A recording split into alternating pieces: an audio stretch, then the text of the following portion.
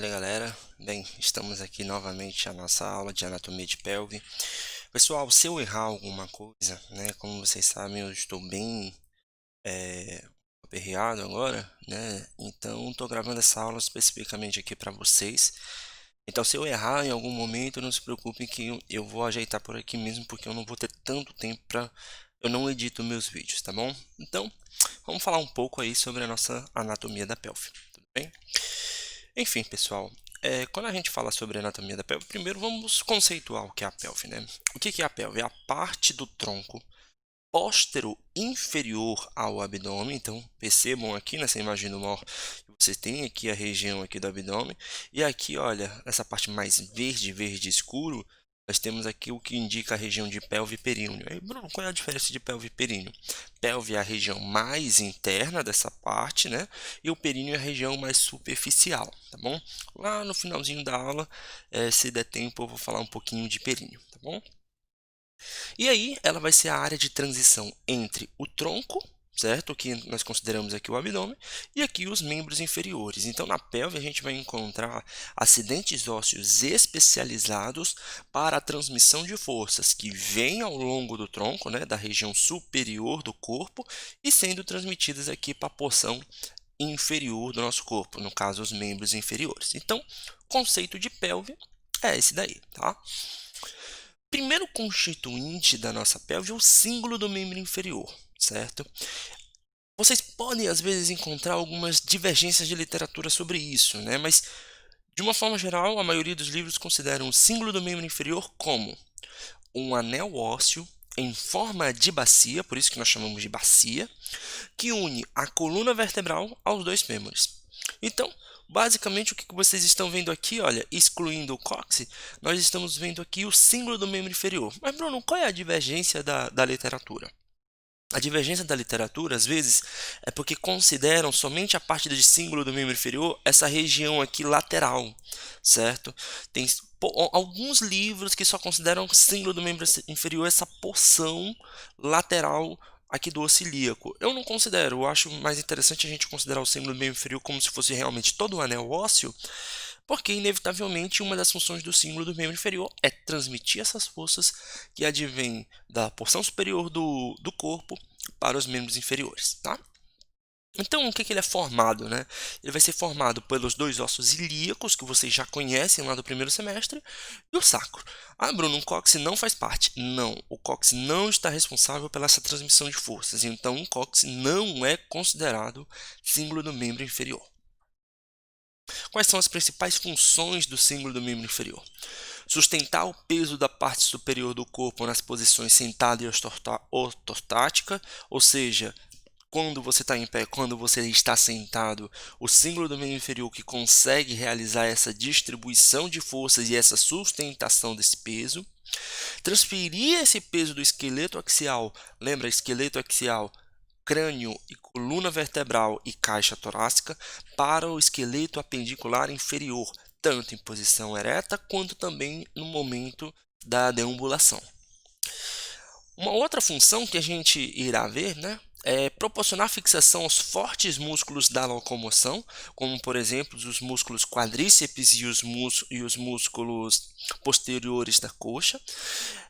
Também os músculos da postura, esses músculos das posturas, como por exemplo o músculo psoas maior e psoas menor, bem como aqueles da parede abdominal, certo? Aqueles músculos que nós iremos ver com mais detalhes em abdômen, como por exemplo o oblíquo interno, transverso do abdômen, reto abdominal, todos eles vão possuir fixação também no símbolo do membro inferior, tá bom?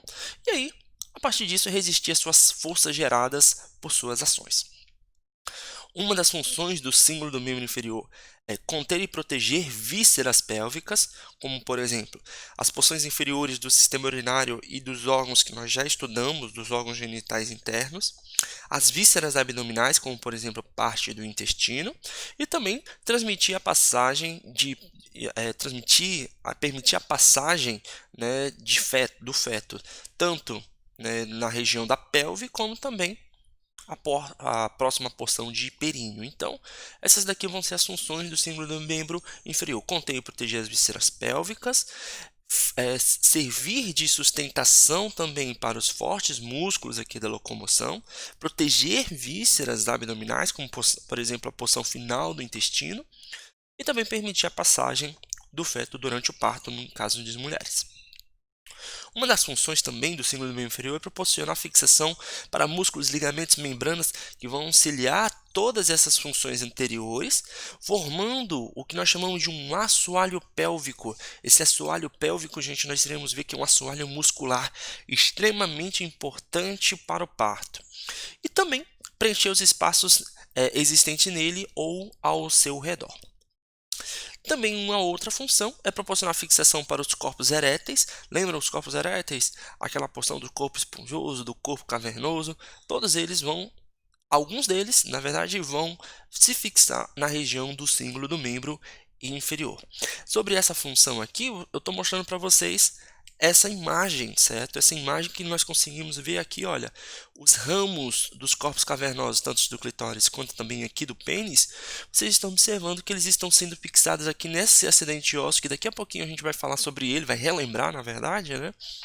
Que é o ramo isquiopúbico, tá bom? Ah, Bruno, mas e o corpo esponjoso? No caso aqui, a raiz do pênis, a parte aqui, olha, das raízes genitais femininas. Bruno, onde é que eles vão se fixar? Eles não vão se fixar no símbolo do membro inferior? Na verdade, não diretamente. Ou eles vão se fixar nessa região aqui que nós chamamos de membrana do períneo, ela fica logo abaixo do diafragma da pelve. E aí, por que não é uma fixação direta? Porque a membrana do períneo, como vocês estão observando, ela se fixa na região do símbolo do membro inferior, tá? Então, a membrana do períneo se liga ao osso, tá bom? E aí, essas estruturas, como por exemplo aqui a porção da raiz do pênis, as porções esponjosas, tanto do clitóris quanto também do pênis, vão se fixar nessa região da membrana do períneo. E aí, pessoal, chegou o momento de vocês relembrarem o primeiro semestre, né? Já adianto logo, tá? É muito provável que o nosso, ainda não fiz o nosso caso clínico, mas é muito provável que o nosso caso clínico ele precise muito de anatomia e muito de uma anatomia relacionada que vai ter que ser buscada lá do primeiro semestre quando eu fui professor de vocês, tá? Então, essa imagem aqui eu vou passar o mouse de uma forma geral, mas tentem relembrar, tentem identificar as estruturas por vocês só, certo? Porque a nossa atividade de caso clínico provavelmente será acho que de todas, a que mais vai exigir de anatomia de vocês, tá? Então vamos lembrar aqui, olha, a crista ilíaca, tá? Não precisa se preocupar com aqueles lábios internos, externos e intermediário. Lembre-se, crista ilíaca, tá bom? Primeiro, antes de falar os acidentes ósseos, lembra, né? O osso ilíaco, como vocês estão vendo, é dividido em ilho, isquio e pubis. Durante o desenvolvimento eles eram separados, certo? Por essa região aqui que nós chamamos, que era chamada, né, de cartilagem trirradiada, formando como se fosse um Y. E aí, depois dos acidentes ósseos, eles vão receber as suas denominações de acordo com a região que eles se encontram. Então, por exemplo, aqui é chamada de crista ilíaca, por quê? Porque está no ilho, certo? Então, aqui, ó, crista ilíaca, tá bom? Então, nós temos as espinhas ilíacas. Aí, nesse caso aqui, olha, vou apontar para vocês as 4 espinhas ilíacas, tá? Essa daqui e essa daqui, as 4 espinhas ilíacas. E aí agora é planimetria, tá bom? Então vamos utilizar nessa imagem que fica melhor, tá? Então, espinha ilíaca antero-superior, por quê? Porque está acima e está na frente.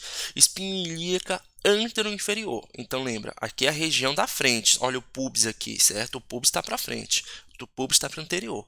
Então, espinha ilíaca antero-superior, espinha ilíaca antero-inferior. Agora vamos para trás.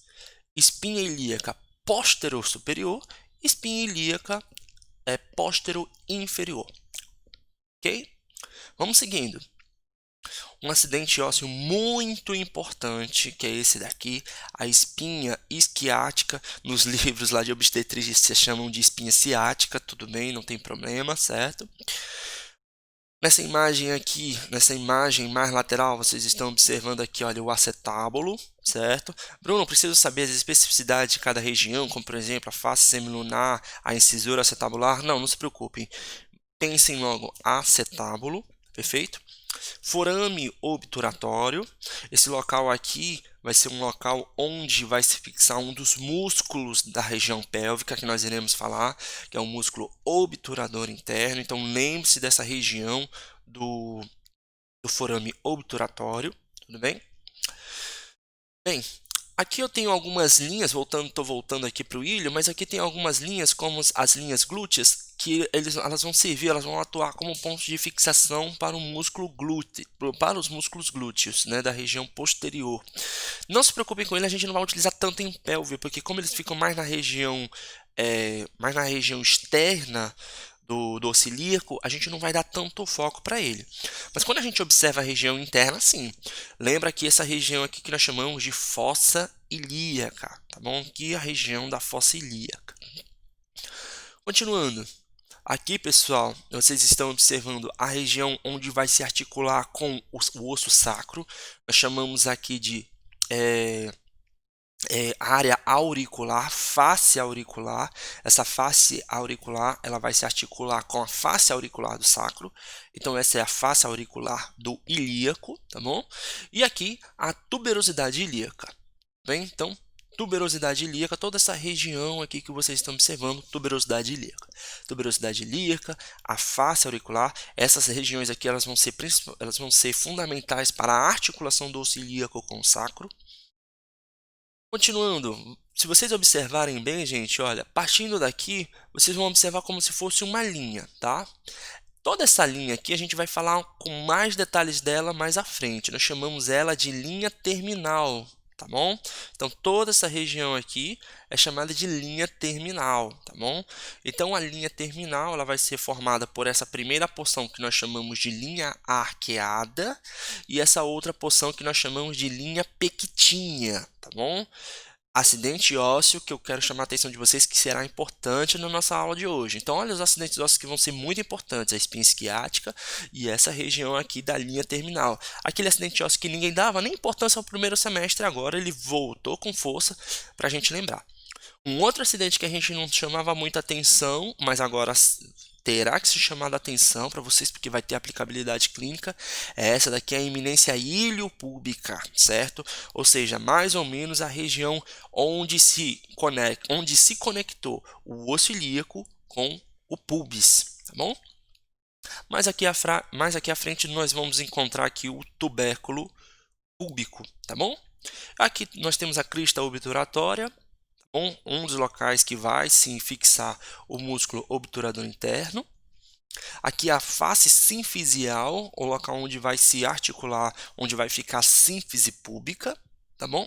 E aqui um outro acidente ósseo muito importante que nós chamamos de tuberosidade ou tuber isquiático, tá bom? Por que isquiático? Porque está localizado na região que seria o osso isquio, tá bom? Então, pessoal, de uma forma geral, dei um repeteco aí para vocês dos principais acidentes ósseos. O que eu gostaria de vocês, eu vou enviar esses slides. Peguem esses slides, tentem imprimir, tentem fazer alguma coisa, ou utilizem bem aqui, eles mesmos e tentem puxar setinhas para vocês identificarem os acidentes ósseos, porque com certeza eles serão importantes no nosso caso clínico. Tá bom? Então agora vamos para o sacro, os acidentes ósseos do sacro, tá? O principal acidente ósseo do sacro que eu quero que vocês chamem a atenção é esse daqui, olha, o promontório. Esse daqui vai ser muito utilizado, esse provavelmente será utilizado no nosso caso clínico. Aqui a asa do sacro, bem? Então asa do sacro. Lembrem, gente, eu estou pulando muitas informações, mas eu quero que vocês lembrem. O osso sacro, ele vai ser a união de vértebras, certo? A união. Então, olha, 1, 2, 3, 4, 5 vértebras. O osso sacro ele vai ser a união de 5 vértebras sacrais, tudo bem? E a partir da união dessas 5 vértebras, formou essas cristas transversais ou linhas transversais, dependendo do livro, tá? Aqui vocês estão observando, gente, os forames sacrais anteriores e aqui os forames sacrais posteriores. É a partir daqui que vai emergir os nervos sacrais, tá bom? Nessa região, então aqui eu já comentei para vocês, como por exemplo a asa do sacro, o promontórios, as linhas transversais, os forames sacrais anteriores. Vamos aqui para esse lado, que é onde a gente encontra a maior quantidade de acidentes ósseos. Está tanto observando por essa região, quanto aqui por essa região. O nome completinho: o processo articular superior do sacro. A Bruno vai se articular com quem? Com o processo articular inferior da L5, certo? Então, processo articular superior do sacro. Processo é tudo, e aqui essa região em azulzinha, que é onde realmente fica em contato, face articular superior do sacro. Tudo bem? Lembrem, gente, embora eu não vou colocar uma imagem específica, lembrem que aqui o sacro ele é vazado, né? Ele tem um canal que nós chamamos de canal sacral. Essa daqui, olha, é a entrada e aqui a saída. Como é o nome dessa saída? Hiato sacral, certo? Então aqui é a entrada e aqui a saída do canal sacral. Forames sacrais posteriores, então vamos observar agora as cristas sacrais, certo? Então eu vou ter uma crista sacral mediana, eu vou ter uma crista sacral medial, que ela não aparece tão bem, mas a outra aparece bem tranquila. Olha, crista sacral lateral. Então as três cristas sacrais do sacro. E aqui lateralmente observem, olha, a face auricular do sacro. Essa face auricular do sacro vai se articular com a face auricular do ilíaco. E também aqui vocês estão observando agora os cornos sacrais e aí o ápice do sacro. Bruno, e aqui? Isso daqui é a região do cóccix. Eu não vou chamar tanto a atenção para a gente não se desvirtuar tanto. Qualquer coisa, vocês vão lá no Atlas e tentem identificar os acidentes ósseos do sacro, tá bom? Do cóccix. Então, de uma forma geral, gente, esses daí são os principais acidentes ósseos, tanto do osso ilíaco quanto também do sacro. Os ossos que vão formar o símbolo do membro inferior. Certo?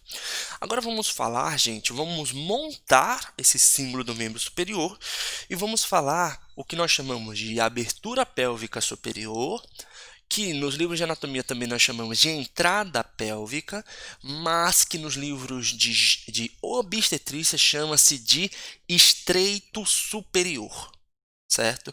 Olha a importância já. Os livros de obstetrícia chamam isso de estreito superior. Quando vocês ouvirem falar estreito superior, é a abertura pélvica superior. Então, o que ela é? A margem óssea pélvica, a margem óssea da pelve, que circunda e define a abertura superior da pelve, é a margem da pelve. Então, olha só. Essa abertura aqui que vocês estão observando, certo? Ela vai ter uma delimitação, que é o que é essa parte pontilhada, que nós chamamos de margem da pelve. O estreito superior, ele é completamente ósseo, certo? Ele é todo ósseo. Ah, Bruno, mas tem uma partezinha aqui que é cartilaginosa, porque assim, calma. Mas ele é predominantemente ósseo, certo? E quais vão ser essas regiões? Olha só. Promontório e asa do sacro. Olha a importância. Então, vamos falar clinicamente? Vamos falar de acordo com os livros de obstetrícia? Então, o estreito superior, que é a abertura pélvica superior, ela é formada pelo promontório e asa do sacro, certo? Vamos continuando. E aí, além disso, pelas linhas terminais. Lembram do que é as linhas terminais? As linhas terminais, o que comentei para vocês, foram a linha terminal ela vai ser composta pela linha arqueada do ilho, certo? E aí a continuação vai ser pela linha pectínea e também pela crista púbica, que eu esqueci de comentar, mas a crista púbica ela está bem aqui, certo? Então, toda essa região aqui que vocês estão observando, certo? Ela vai ser o que nós chamamos de linha terminal, que vai ser composta pela linha arqueada, pela linha pectínea e também crista púbica, que eu até esqueci de comentar no slide anterior. Tudo bem? Então, essa é a abertura pélvica superior, tanto do lado esquerdo quanto do lado direito. Então, mostrando aí para vocês, mais especificamente, já com os nomezinhos coloridos, tudo certinho, para vocês conseguirem identificar cada região que formam a abertura pélvica superior. Agora, a abertura pélvica inferior, que é a saída pélvica, ela não é completamente óssea, ela é fibroesquelética, porque, como vocês estão observando, ela também é formada por ligamentos, certo? E agora vamos ver os seus limites. Arco púbico anteriormente, então, toda essa região aqui, gente, de uma forma geral, ela vai se chamar de arco púbico. Bruno, eu queria que você me falasse o nome pelo acidente ósseo, sem problema. Como vocês estão observando aqui, aqui é o ramo isquiopúbico. Então, o ramo isquiopúbico de um lado e o ramo isquiopúbico do outro.